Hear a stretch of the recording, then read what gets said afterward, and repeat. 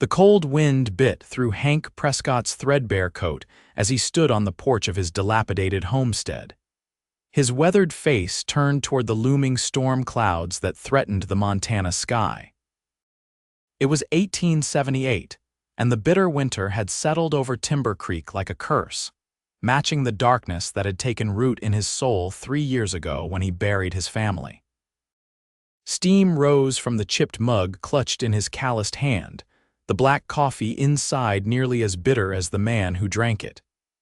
The homestead sat isolated against the backdrop of pine-covered mountains, 5 miles from the nearest neighbor and a good 12 from town. Just the way Hank preferred it. People asked questions, offered sympathy, and expected things he couldn't give like pleasantries or hope. Hank drained the last of his coffee, the familiar burn in his throat a poor substitute for the warmth he truly needed. He stepped back inside the cabin, letting the door bang shut against the wind. The interior was Spartan and neglected much like himself. A pot of coffee perpetually simmered on the cast iron stove, fueling both his insomnia and his days. His ranch had once been promising, with decent grazing land and a small but respectable herd. Now only a dozen head remained, the bare minimum he needed to maintain the pretense of running a working cattle operation. The rest had been sold off or lost to rustlers he hadn't bothered to pursue. "Another day," he muttered to himself, reaching for the coffee pot. It was a ritual statement, not an affirmation, just an acknowledgement that he had survived another night to face the bleak sameness of existence. The knock at his door came as the late afternoon light began to fade.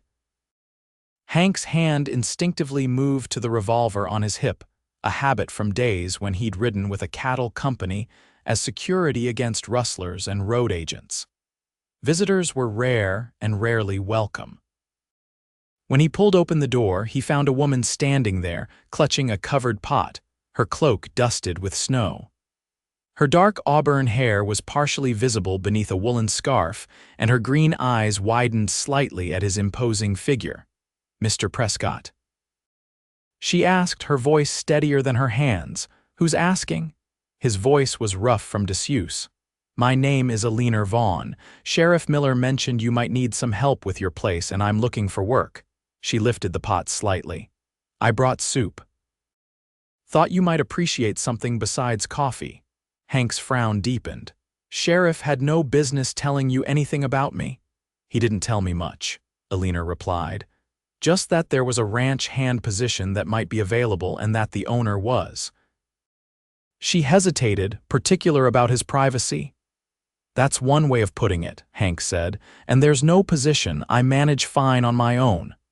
Eleanor's gaze traveled past him to the state of the cabin interior, then back to his face. Her expression didn't change, but Hank felt as though she'd taken a detailed inventory of his existence and found it wanting. "With all due respect, Mr. Prescott, you don't look like you're managing at all." She extended the pot toward him. "At least take the soup. It's venison and barley." Hank hesitated. The smell wafting from the pot reminded him that he'd been living on coffee, jerky, and occasionally beans for longer than he cared to admit. "Why are you really here, Miss Vaughn?" Suspicion colored his tone. "Women don't typically come looking for ranch work, especially not at a place like this." "I need the work, and I'm stronger than I look," she said. "I can cook, clean, mend, and I know horses. My father ran a livery in Kansas before he died." She paused, her expression determined. "And I'm not afraid of hard work or solitude." The wind gusted, sending a shiver through the woman though she tried to hide it. Snow was falling more heavily now, the daylight nearly gone. Even Hank's reclusiveness had its limits. "Fine," he grunted. "You can stay until the storm passes." "Then you'll go back to town." He reached for the soup pot. "There's a cot in the storage room." "Thank you," Eleanor said, stepping inside as he moved back. "I'll earn my keep." "One night," Hank emphasized, "and I don't need conversation with my supper." Eleanor nodded, removing her cloak and scarf to reveal a simple dress of practical brown wool. "Understood, Mr. Prescott. Where might I find bowls?" Hank pointed to a cabinet, then retreated to the far side of the room, watching as she moved with efficient purpose, ladling soup and setting the rough-hewn table as if she'd done it 100 times before. The soup was the first real meal he'd had in months. He ate silently, aware of her occasional glances but steadfastly refusing to meet them. When he finished, he pushed back from the table. "I'll check the stock," he said, reaching for his coat. "In this weather?" Eleanor questioned. "Surely it can wait until morning." "Animals don't care about the weather, Miss Vaughn, neither do I." He pulled on his coat. "Make yourself comfortable, but don't touch anything that isn't in the kitchen." Outside, the snow swirled in the lantern light as Hank trudged to the barn. The horses nickered in greeting, and he checked their feed and water mechanically. The familiar routine gave him time to think, to process the unexpected intrusion into his solitude. Sheriff Miller had overstepped. Sending a woman out here was irresponsible and interfering. Hank had made it clear 2 years ago that he wanted to be left alone, that the townspeople's concern was unwanted. This was surely another attempt to draw him back into the world. By the time he returned to the cabin, he'd worked himself into a proper state of irritation, prepared to tell the woman she'd need to leave at first light regardless of the weather. But when he entered, the sight that greeted him gave him pause. The cabin was transformed. Not dramatically, there had only been an hour or so, but noticeably. The floor had been swept, the dishes washed and put away. A fire burned cheerfully in the hearth, and the lingering scent of soup mingled with the pine boughs she'd arranged on the mantel. Eleanor herself was seated in the room's single chair, mending what appeared to be one of his shirts. "I hope you don't mind," she said, not looking up from her work. "I found your mending basket. It seemed a practical way to pass the time." Hank hung his coat by the door, brushing snow from his shoulders. "I told you not to touch anything outside the kitchen." "You did," she acknowledged, meeting his gaze now. "But a man who lives alone with a dozen shirts in need of mending clearly needs help, whether he'll admit it or not." "I don't recall asking for your opinion on my circumstances," Hank said, his voice low. "No," Eleanor replied calmly. "You didn't, but I'm giving it anyway." She set the shirt aside and stood. "Mr. Prescott, I don't know what happened to make you retreat from the world, and I respect that it's not my business. But I do know something about grief and loss, and I know that sometimes the things we think we want aren't what we need." Hank's expression hardened. "You don't know anything about me. I know you've been living on coffee and anger for quite some time," she said. "And I know that's no way to honor whatever you've lost." Hank felt as if she'd struck him. No one had spoken to him so directly in years, not since his wife Sarah had been alive. Everyone else tiptoed around him, afraid of his temper or his pain.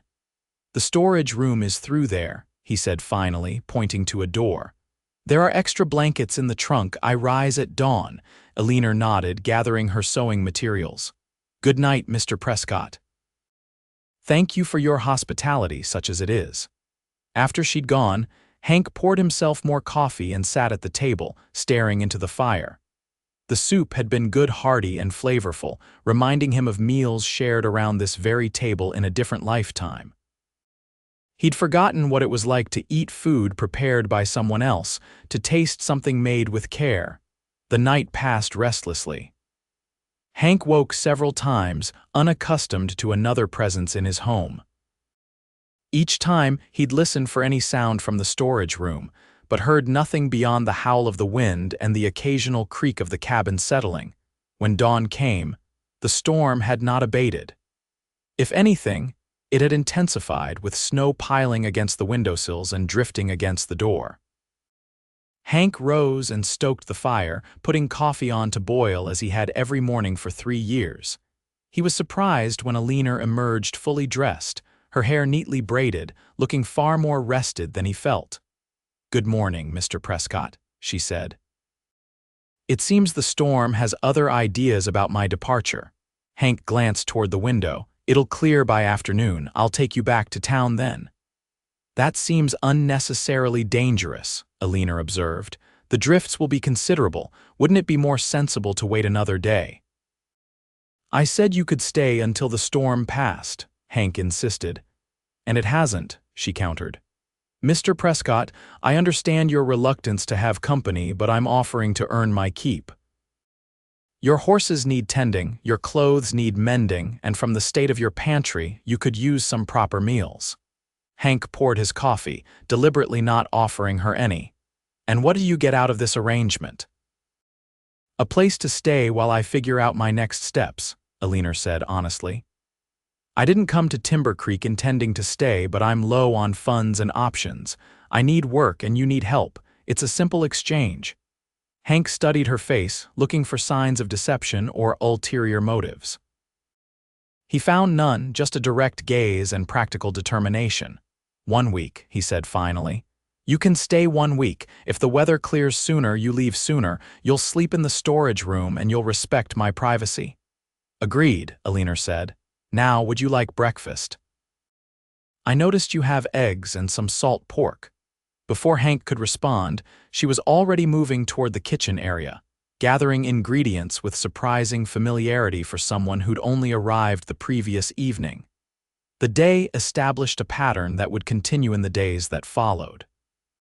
Eleanor cooked, cleaned, and mended while Hank tended to the livestock and property. They spoke little, Hank maintaining his gruff silence and Eleanor respecting it, though she occasionally broke through with practical questions or observations. The storm lasted 3 days, blanketing the countryside in snow so deep that travel to town would have been foolhardy even after the skies cleared. Hank knew he should insist on taking her back, honoring their agreement, but found himself making excuses the roads would be impassable. The horses needed rest. There were fences to check first. On the 5th day, as they ate breakfast, Eleanor broached a subject Hank had been avoiding. "Mr. Prescott, I've been thinking about your herd. 12 head isn't sustainable if you want to make a living from this place." Hank set down his fork. "I get by." "Barely," Eleanor said, "and you're not utilizing the best grazing land. The south pasture has better protection from the weather and more accessible water." "How would you know that?" Hank asked, suspicious. "I walked the property yesterday while you were checking the line shack," Eleanor explained. "Your operation could be profitable with some adjustments." "I don't recall asking for ranching advice," Hank said, his voice tight. Eleanor met his gaze. "You didn't, but it's clear you once cared about this place. The foundations are solid. The planning was good. Something happened to change that, and it's not my business to pry. But it seems a shame to let good land and a good operation go to waste." Hank stood abruptly, his chair scraping against the floor. "You're right, it's not your business." He grabbed his coat. "I need to check the north fence line." Outside in the crisp winter air, Hank's anger faded, leaving a familiar hollow ache. Eleanor's observations hit too close to home. This place had been his dream, his and Sarah's. They'd worked side by side to build it, planning for their future, for the family they would raise.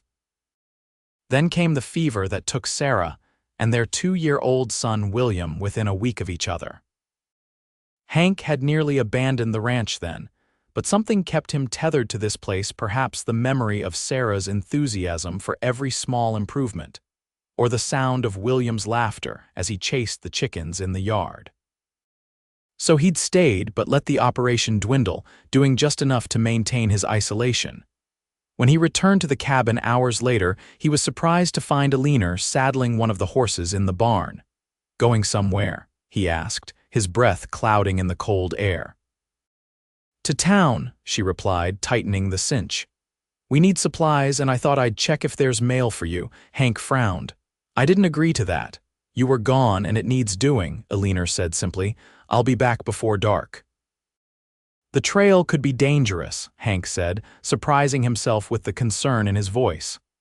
"I've ridden in worse conditions," Eleanor assured him, "and I've left stew simmering.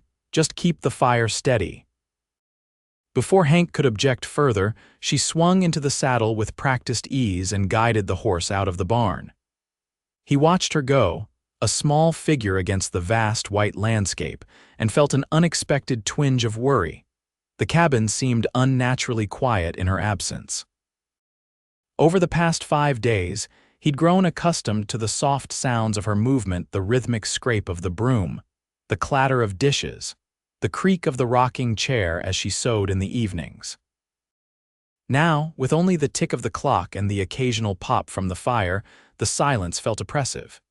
He busied himself with tasks he'd been neglecting, repairing a broken chair, organizing tools in the shed, but found his attention repeatedly drawn to the window, watching for her return. The winter sun was low on the horizon when he finally spotted her. The horse was moving slowly, and as they drew closer, Hank could see that Eleanor was hunched in the saddle. Concern propelled him outside, striding through the snow to meet her. "What happened?" he demanded, reaching for the reins. Eleanor's face was pale, her lips tinged blue with cold. "A patch of ice," she said through chattering teeth. "About 3 miles back, we went down, but nothing's broken, just bruised." Hank helped her from the saddle, noticing her wince of pain. "You should have turned back and waste the trip." Eleanor shook her head. "The supplies are in the saddlebags."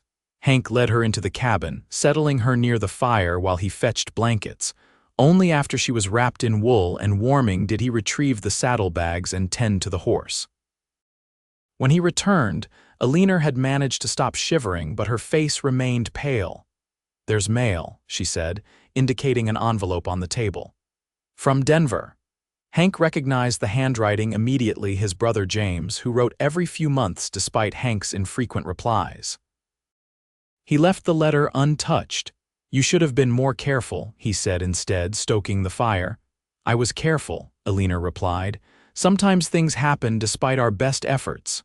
Hank couldn't argue with that truth. He knew all too well how life could change in an instant, regardless of precautions or planning. "Thank you," he said gruffly, "for getting the supplies." Eleanor's eyes widened slightly at the unexpected gratitude. "You're welcome, Mr. Prescott." "Hank," he said, the word feeling strange in his mouth. "If you're staying, you might as well use my name." A small smile curved her lips. "Hank then, and I'm Eleanor, not Miss Vaughn." That evening, as they ate the stew she'd prepared, the silence between them felt different, not so much a barrier as a shared space, comfortable in its quiet. Hank found himself observing Eleanor more carefully, noting the grace of her movements despite her injuries, the intelligent spark in her green eyes, the way she tucked stray auburn hairs behind her ear when concentrating. "Why did you really come here?" he asked suddenly. Eleanor looked up from her bowl, surprised by the question. "I told you I needed work." "There's work in town," Hank pointed out. "Safer work. Work with people who actually want company." Eleanor was quiet for a moment, stirring her stew thoughtfully. "The truth is, I was running from something," she admitted. "Not the law," she added quickly, seeing his expression. "My past, a situation in Kansas that became untenable." "What kind of situation?" "A man," she said simply. "A widower with 2 children who needed a mother. He proposed, and it seemed sensible. I didn't love him, but I respected him, and I adored his children." She sighed. "Then I discovered he had gambling debts, significant ones. He wanted my inheritance from my father to pay them." "So you left," Eleanor nodded. "In the night." "I took what belongings I could carry and bought a ticket on the westbound train. I got as far as Helena before my funds ran low, then worked my way here." "And you chose my doorstep because?" "Sheriff Miller mentioned a reclusive rancher who might need help. Said you were difficult but fair." A small smile touched her lips. "He did warn me about the coffee and the temper," Hank snorted. "Miller talks too much." "He was right, though," Eleanor said. "About all of it." The week stretched into 2, then 3. The harsh Montana winter settled in earnest around the homestead, making travel difficult and providing Hank with the excuse he needed to postpone Eleanor's departure. For her part, she never mentioned leaving again, seamlessly integrating herself into the rhythms of ranch life. Under her influence, subtle changes began to appear. The cabin, once barely habitable, became a home again. She made curtains from fabric discovered in a trunk, repaired furniture that had stood broken for years, and coaxed forgotten seeds from the root cellar into sprouts on the windowsill. More significantly, she began accompanying Hank on his daily rounds, offering suggestions about the cattle operation that he initially resisted but gradually came to appreciate. Her knowledge of livestock and land management, gleaned from books and conversations with ranchers who had frequented her father's livery, proved surprisingly valuable. One evening in late January, as snow fell gently outside, Eleanor was examining a ledger she'd found while organizing a cupboard. "You used to run nearly 100 head," she observed, "and the profit margins were impressive." Hank, seated by the fire cleaning his saddle, stiffened but didn't deny it. "What happened?" Eleanor asked, her voice gentle. "Why let it dwindle?" The silence stretched between them. Just as Eleanor seemed about to apologize for overstepping, Hank spoke. "My wife, Sarah, and our son, William." His voice was rough. "Scarlet fever 3 years ago." Eleanor closed the ledger. "I'm sorry." "Sarah had big plans for this place," Hank continued, surprising himself with the words that had remained unspoken for so long. "She wanted a proper operation, something we could pass down to William and whatever other children came along. After they died, it didn't seem to matter anymore." Eleanor moved to sit in the chair opposite him. "And now," Hank set the saddle aside, "now I'm just existing, not living, not dying, just here." "That's not what they would have wanted for you," Eleanor said softly. "How would you know?" Hank asked, but there was no heat in the question. "Because anyone who loved you enough to build this life with you would want you to continue living it," Eleanor answered. "Not just enduring, but living." Hank looked into the fire, unable to meet her gaze. "I don't know if I remember how." "Maybe you start with small steps," Eleanor suggested. "Building the herd back up, planning for spring planting, looking forward instead of back." Hank nodded slowly, considering her words. "Maybe." The following morning, Hank woke to find Eleanor already dressed and preparing to go out. "There's a break in the weather," she explained. "I thought I'd ride to town for more supplies." "I'll come with you," Hank said, reaching for his coat. Eleanor looked surprised. "You haven't been to town in months, according to Sheriff Miller."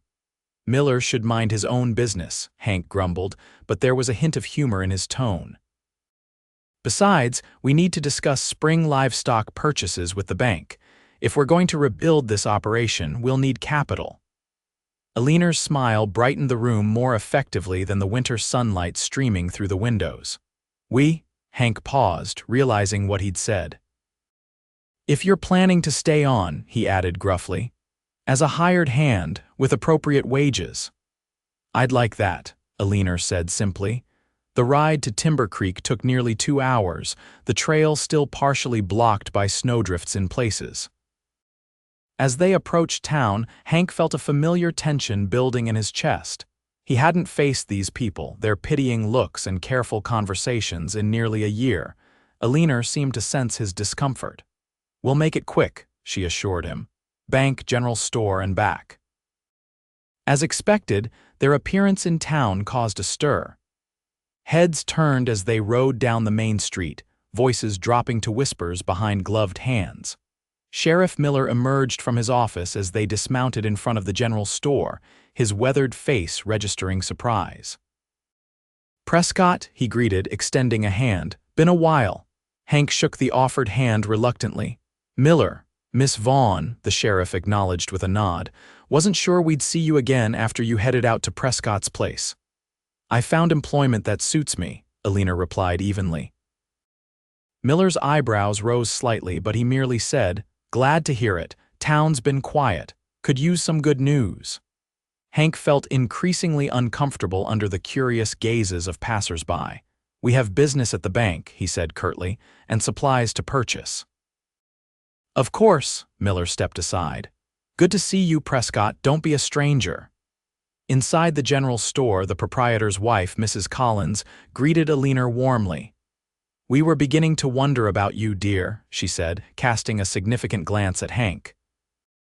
"Living out there all alone with—" "Well, Mr. Prescott has been a perfect gentleman," Eleanor assured her, smoothly changing the subject to their supply needs. As they gathered their purchases, Hank noticed the whispers and stares increasing.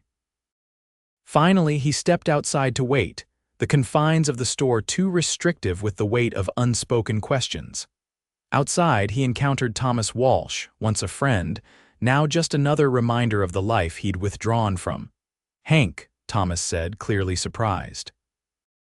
"Didn't expect to see you in town." "Just getting supplies," Hank replied. "And a pretty housekeeper from what I hear," Thomas observed. "People are talking." Hank's expression hardened. "People always talk, doesn't make it their business." "Just looking out for you," Thomas said. "And for Miss Vaughn." A young woman alone with a man, out in the wilderness, it raises questions about her character. Anger flared in Hank's chest. "Her character is beyond reproach," he said coldly, "and if anyone suggests otherwise, they'll answer to me." Thomas raised his hands in a placating gesture. "No offense meant. It's good to see you, Hank, really. You've been missed around here." Before Hank could respond, Eleanor emerged from the store, her arms laden with packages. Hank moved to help her, taking the heaviest items. "I think we've got everything," she said, seemingly oblivious to the tension. "Shall we visit the bank now?" The meeting at the bank was more productive than Hank had anticipated. Mr. Jenkins, the manager, remembered the potential of the Prescott ranch and was cautiously optimistic about extending credit for livestock purchases. "It's good to see you taking an interest again," Jenkins said as they concluded their business. "This valley needs successful operations like yours could be." By the time they left town, Hank's mood had darkened considerably. The weight of public scrutiny, of unspoken judgments and assumptions, sat heavy on his shoulders. "They mean well," Eleanor said as they rode home, reading his silence correctly. "They're interfering," Hank countered. "They're concerned," Eleanor corrected gently. "About both of us, I imagine." Hank glanced at her.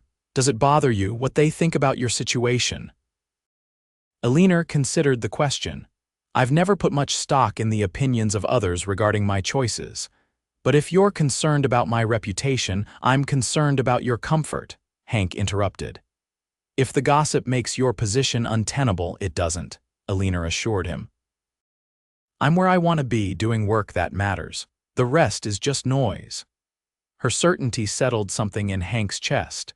The remainder of the ride passed in companionable silence, the beautiful winter landscape spreading before them, pristine and full of possibility. Over the following weeks, they fell into an easy partnership. Eleanor's practical suggestions about the ranch operation began to take shape, with Hank adding his own experienced perspective.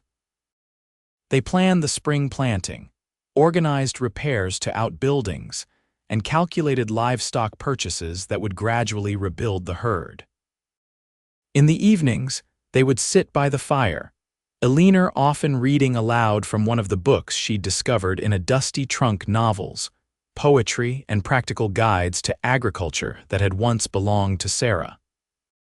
Hank found himself looking forward to these quiet hours, to the sound of Eleanor's voice bringing words to life in the warm glow of the hearth. February brought a brief thaw, allowing them to make progress on outdoor projects. They worked side by side repairing fences, Hank finding unexpected satisfaction in physical labor with purpose beyond mere survival. He noticed that Eleanor never shied from hard work, her small frame belying considerable strength and determination. "You're stronger than you look," he observed one afternoon as they finished a particularly challenging section of fence line.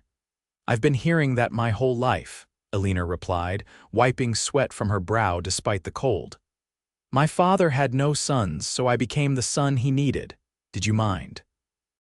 Hank asked. Eleanor shook her head. "I loved working with him. He taught me everything: how to recognize a good horse, how to negotiate a fair price, how to stand my ground with men who thought I should be embroidering handkerchiefs instead of mucking stalls." He sounds like a wise man. He was. A shadow crossed Eleanor's face. "He always said, Ellie, find work that matters and people who matter, and you'll never regret a day. I think he'd approve of this place." Hank felt an unexpected warmth at her words. "I hope so."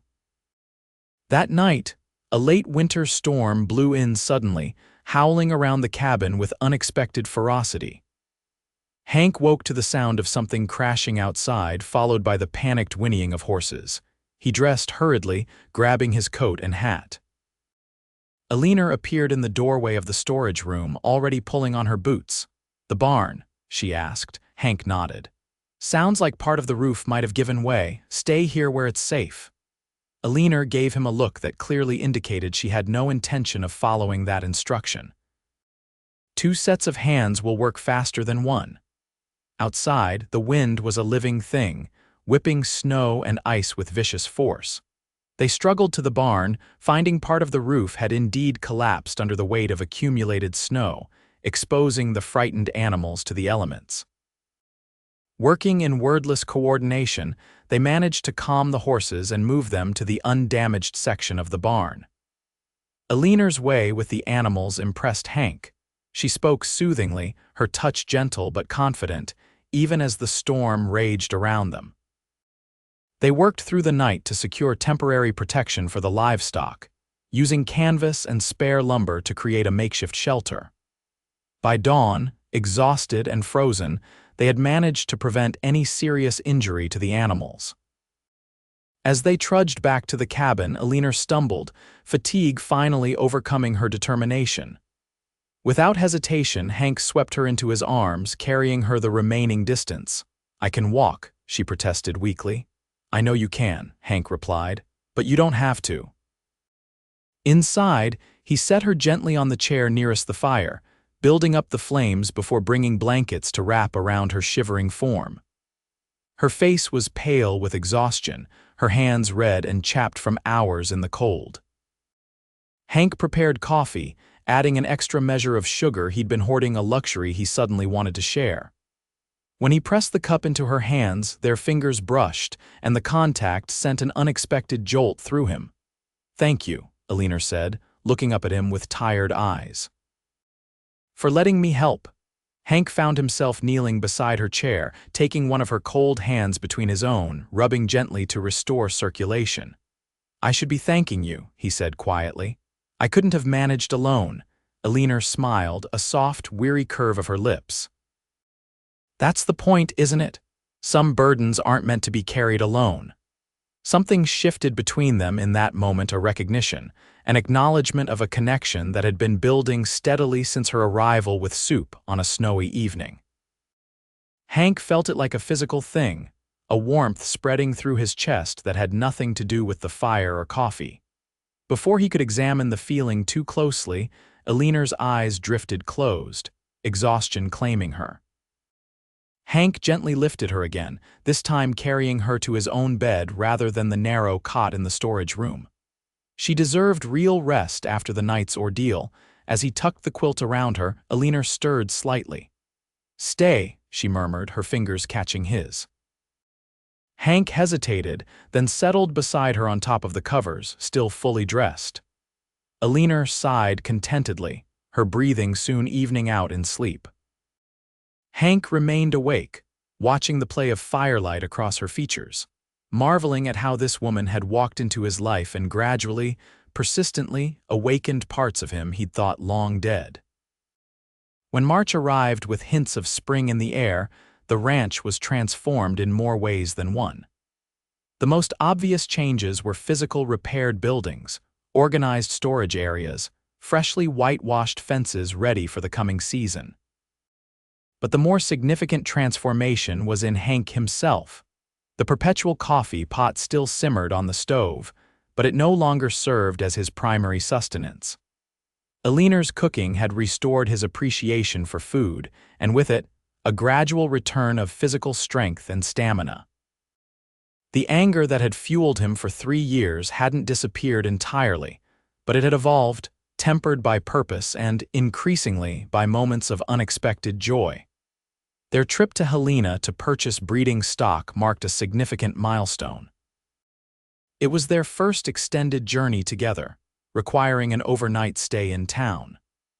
Hank was acutely aware of the proprieties involved, securing separate rooms at the hotel and maintaining a professional demeanor in public.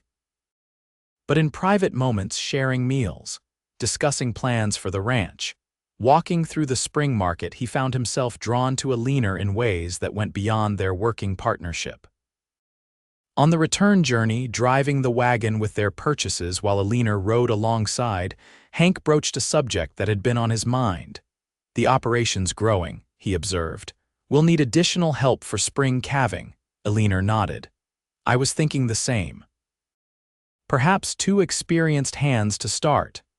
And proper accommodations for them," Hank continued, "which raises a question about your living arrangements." Eleanor glanced at him, her expression carefully neutral. "What about them?" "It's not proper," Hank said, "you continuing in the storage room once we have men working the place. There would be talk." "There's already talk," Eleanor pointed out. "Has been since the day I arrived. All the more reason to consider alternatives," Hank insisted. "I've been thinking. The south pasture near the creek, it's good building ground. We could put up a small cabin for you there, close enough for convenience, far enough for propriety." Eleanor was quiet for a long moment. "Is that what you want, for me to live separately?" Hank tightened his grip on the reins. "It's not about what I want, it's about what's right." "What if," Eleanor said carefully, "there was another solution? One that would satisfy propriety while allowing our partnership to continue as it has been?" Hank's heart beat faster, though he kept his expression neutral. "What solution would that be?" Eleanor looked directly at him now, her green eyes steady and clear. "Marriage." The word hung in the air between them. Hank pulled the wagon to a halt, turning to face her fully. "Eleanor," he began, his voice rough with emotion, "you deserve better than a broken-down rancher with more past than future." "I deserve to choose my own path," Eleanor countered, "and I choose this one, this place, this life." She paused, vulnerability finally showing through her composed exterior. "This man, if he'll have me." Hank reached across the space between them, taking her gloved hand in his. "You know what people will say, that you settled for convenience, that I took advantage of your situation." "Let them talk," Eleanor said simply. "We know the truth." "And what is the truth?" Hank asked softly. Eleanor smiled, a radiant expression that caught the spring sunlight. "That a woman brought soup to a lonely man and stayed, and in staying found exactly where she was meant to be." Hank felt something final release in his chest, the last grip of grief loosening its hold. "I never thought I'd feel this way again," he admitted. "After Sarah, I believed that part of my life was over." "I would never try to replace her," Eleanor assured him. "But perhaps there's room in your heart for both memories and new beginnings." "There is," Hank said with certainty, "because of you." Their wedding took place in late April, a small ceremony in the newly refurbished ranch house.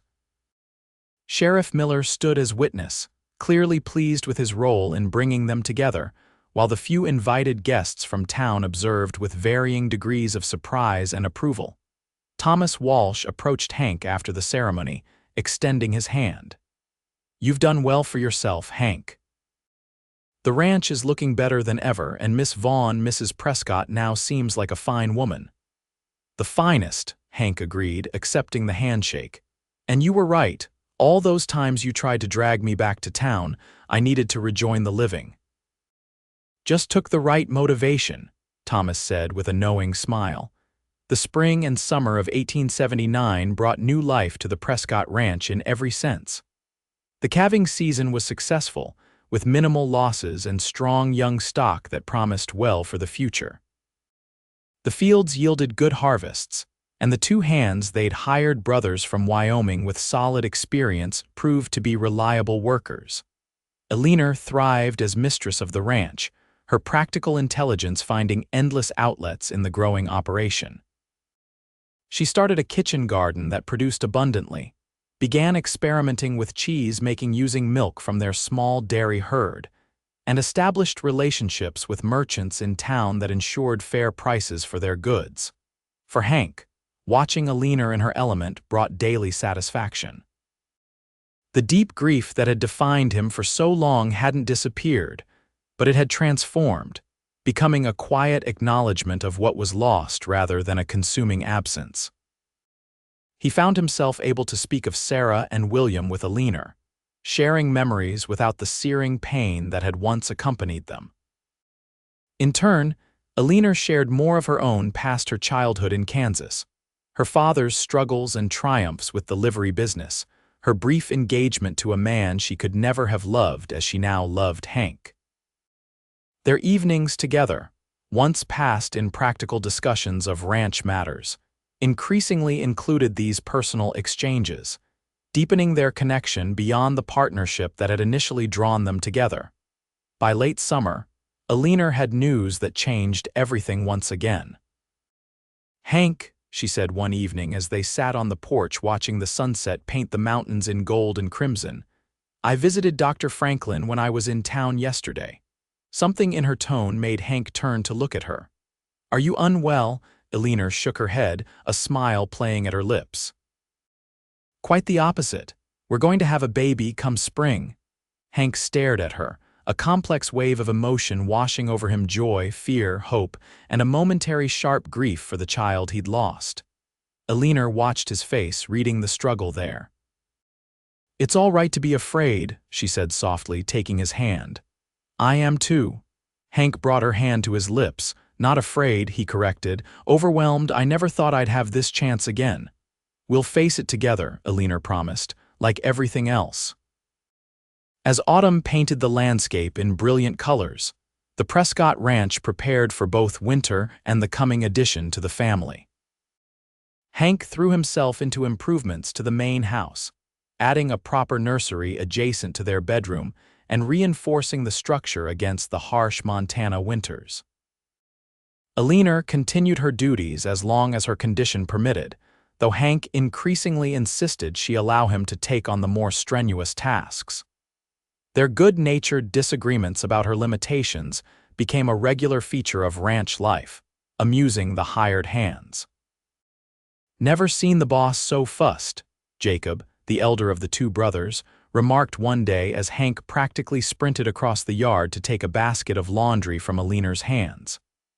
"Man faces down rustlers without blinking, but Mrs. Prescott lifting a finger has him in conniptions." His brother Ethan nodded sagely. "That's love for you, makes fools of the wisest men." Winter settled over the ranch once more, but this year it brought cozy contentment rather than isolation and bitterness. The house was warm and well-provisioned, with preserves from Eleanor's garden lining the pantry shelves and meat hanging in the smokehouse.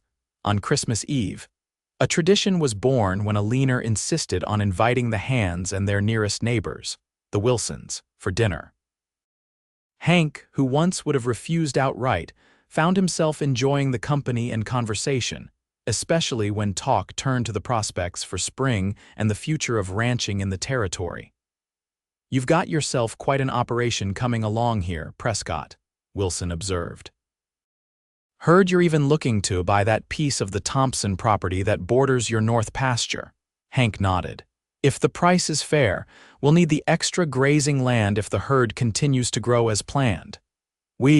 Wilson repeated with a knowing smile. Quite a change from the man who barely acknowledged his neighbors a year ago. Eleanor, passing with a tray of desserts, caught Hank's eye across the room. Her smile, warm and private despite the company, said everything about the transformation that had occurred. Later that night, as they prepared for bed, Hank placed a small package on Eleanor's pillow. "I'm not much for gifts," he said as she picked it up curiously, "but this seemed right." Eleanor unwrapped the parcel to find a delicate silver locket. When she opened it, she found a miniature sketch of the ranch house on one side, the space on the other left empty. "For our child's likeness," Hank explained. "Once he or she arrives, a reminder of home and family no matter where life might lead." Tears welled in Eleanor's eyes as she fastened the locket around her neck. "It's perfect," she whispered, drawing him close. "Like this life we've built together." January brought heavy snow and a surprise visit from Hank's brother James, who arrived unannounced from Denver with his wife and two children. "Your letters finally sounded like you again," James explained, embracing Hank warmly. "We had to see for ourselves." The house, which would have seemed unbearably crowded to the Hank of a year ago, now rang with conversation and laughter. James's children, fascinated by ranch life, followed Hank everywhere, peppering him with questions and observations. Watching his brother with the children, Eleanor commented, "You'll be a wonderful father." Hank's expression softened. "I hope so. I've been given a second chance at much in life. I don't intend to waste it." After James and his family departed, promising to return in the summer, the ranch settled into the quiet rhythm of deep winter. February brought blizzards that kept them largely housebound, but the time passed pleasantly, with Eleanor teaching Hank to play chess and Hank reciprocating with lessons on leatherworking. As Eleanor's pregnancy progressed, Hank found himself increasingly aware of the miracle unfolding before him. He would wake in the night to feel the baby's movements beneath his hand, marveling at the new life they had created together. "What should we name him?" he asked one night, his hand resting on the swell of Eleanor's abdomen. "Him?" Eleanor questioned with a raised eyebrow. "Are you so certain?" "Just a feeling," Hank admitted, "but I'll be just as happy with a daughter," Eleanor considered. "If it's a boy, perhaps Daniel after my father, and if it's a girl—" "Sarah," Hank said quietly, "if you wouldn't mind." Eleanor's eyes filled with understanding. "Sarah is a beautiful name," she agreed, covering his hand with her own. March brought the first signs of spring and with them Eleanor's time. Dr. Franklin was summoned from town along with the midwife, Mrs. Peterson. Hank found himself banished from the bedroom, pacing the main room of the house with an anxiety he hadn't felt since those dark days when illness had claimed his first family. The labor was long and difficult, stretching through the night and into the following day. Each cry from the bedroom sent a knife of fear through Hank's heart. By late afternoon, when Mrs. Peterson finally emerged looking exhausted but satisfied, Hank was nearly beside himself. "You have a son, Mr. Prescott," the midwife announced. "A healthy boy with a fine pair of lungs." Hank's legs nearly gave way beneath him. "And Eleanor, tired, as you'd expect, but doing well," Mrs. Peterson assured him. "You can go in now." The sight that greeted him in the bedroom would remain etched in Hank's memory until his dying day. Eleanor, pale but radiant, propped up against pillows with a small bundle cradled in her arms. She looked up as he entered, her smile weary but triumphant. "Come meet your son," she said softly. Hank approached almost reverently, perching on the edge of the bed to gaze at the tiny red face nestled against Eleanor's breast. The baby's eyes were closed, his miniature features perfectly formed, a tuft of dark hair crowning his head. "He's perfect," Hank whispered, reaching out a tentative finger to touch his son's cheek. "Daniel William Prescott," Eleanor said, watching Hank's face. "If that suits you." Hank nodded, unable to speak past the emotion clogging his throat. In this child, he saw both remembrance of what was lost and promise of what was to come, a perfect union of past and future. "I love you," he said, finding his voice at last. "Both of you, more than I ever thought possible." That night, as Eleanor and the baby slept, Hank stood at the window gazing out at the ranch that had once been merely a place to exist and now was truly a home. The land lay peaceful under the spring stars, the buildings solid and well-maintained, the corrals filled with healthy livestock. It was everything he and Sarah had once dreamed of, now brought to life through an unexpected second chance. He thought of the woman who had arrived on his doorstep with soup on a snowy evening, determined and unafraid. The woman who had seen through his bitterness to the pain beneath, who had offered not pity but partnership, who had gradually, persistently, helped him rediscover what it meant to truly live. As spring bloomed across the Montana landscape, the Prescott Ranch flourished. The calving season was their most successful yet, with the expanded herd promising prosperity for years to come. Eleanor recovered quickly from the birth, soon managing the household with her usual efficiency while caring for baby Daniel. Hank found fatherhood both terrifying and exhilarating the second time around. The memory of his first son remained a precious ache, but Daniel brought new joy with every milestone: his first smile, his growing awareness of the world around him, the way his tiny fingers would curl around Hank's much larger ones. By summer, the ranch was hosting regular Sunday gatherings, with neighbors and townspeople who had once kept their distance now drawn by Eleanor's hospitality and Hank's gradually thawing demeanor. The isolation that had once defined his existence had given way to a community connection he hadn't realized he'd missed. Sheriff Miller, a frequent visitor, commented on the transformation one Sunday afternoon as he and Hank watched a group of children playing in the yard while their parents chatted on the porch. "Hard to believe this is the same place I used to dread riding out to," Miller observed. Or the same man, for that matter. Hank followed his gaze to where Eleanor stood, Daniel in her arms, laughing at something Thomas Walsh's wife had said. "She changed everything," Hank said simply. Miller nodded. "Some people have that gift, seeing what could be instead of what is." "You were lucky she found you." "The luckiest man alive," Hank agreed without hesitation. As Daniel's first birthday approached the following spring, the Prescott Ranch stood as a testament to what could be accomplished through partnership, determination, and love. The operation had grown to include not just cattle, but a thriving horse breeding program that Eleanor oversaw, applying the knowledge her father had imparted and developing a reputation for quality stock throughout the territory. Hank, once defined by coffee and anger, now found himself characterized by neighbors and business associates as fair, forthright, and occasionally even jovial. The deep lines of grief that had marked his face had softened, replaced by newer creases that spoke of laughter and contentment. On the anniversary of Eleanor's arrival, Hank rose early, careful not to wake her or Daniel. He brewed coffee, then prepared the ingredients for a hearty soup using the recipe Eleanor had taught him. It wouldn't match hers. His cooking skills, while improved, were still basic, but the gesture mattered more than the execution. When Eleanor emerged from the bedroom, Daniel on her hip, her surprise at finding Hank in the kitchen was evident. "What's all this?" she asked, inhaling the aroma of simmering broth. "Soup," Hank replied with a smile. It seemed appropriate for the occasion. Eleanor's expression softened with understanding. "Has it really been 2 years?" 2 years since you arrived with soup and changed everything," Hank confirmed, taking Daniel from her arms and settling the boy on his shoulders, earning a delighted giggle. "I thought we might ride out to the South Ridge today, show Daniel the view of the whole ranch, take a picnic." "That sounds perfect," Eleanor agreed. She moved to his side, rising on tiptoe to kiss his cheek.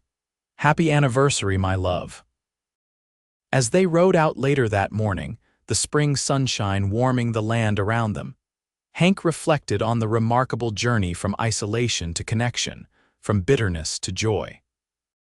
The ranch spread out below them as they reached the ridge, a patchwork of pastures and fields, buildings and fences, all evidence of their shared labor and vision. Daniel, secure in his father's arms, pointed excitedly at a hawk soaring overhead. Eleanor spread the blanket for their picnic, the simple domesticity of the scene contrasting with the vastness of the landscape surrounding them. "Do you ever regret it?" Hank asked as they settled on the blanket. "Coming here that day, staying despite everything?" Eleanor considered the question, her gaze taking in the ranch, their son, and finally settling on Hank's face with a warmth that still took his breath away after all this time. "Not for a single moment," she answered. "This is exactly where I was meant to be." Hank reached for her hand, intertwining their fingers as Daniel crawled between them, babbling happily. "And exactly where you'll stay," he promised. "Forever," Eleanor agreed, her smile as bright as the Montana sky above them. "Together." The cowboy who had once lived on coffee and anger had found something far more sustaining, a love that had transformed not just his circumstances, but his very soul. And the woman who had brought soup and stayed had found not just employment or security, but a true partnership, a family rebuilt from heartache, and a home where her strength and determination could flourish. Together, they had created something neither could have achieved alone, a life rich with purpose, connection, and joy, stretching out before them like the boundless Montana horizon, full of promise and possibility.